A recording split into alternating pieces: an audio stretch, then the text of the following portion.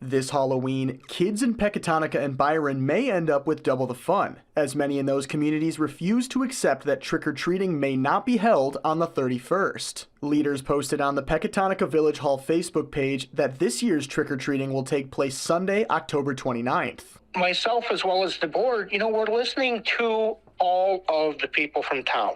The post was quickly swarmed with angry comments, and one parent stressed how part of the fun is going to school in costume. Our schools have a parade for the kids where they wear their costumes and then rushing home and eating some dinner really quick and then going out for trick-or-treating. To have it change days would really kind of change the whole day. Pecatonica Village President Tom Heister says the Village Hall received multiple requests from residents asking them to move trick-or-treat times to Sunday. So many families, both parents have to work to make ends meet. And, a Sunday afternoon, hopefully it would be a greater chance that both parents would be home. In Byron, Mayor John Rickard says students' education is the reason for that city's change to October 29th.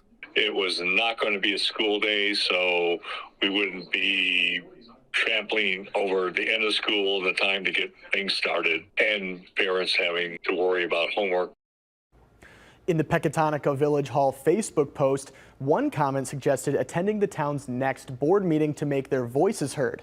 That meeting is scheduled for October 5th.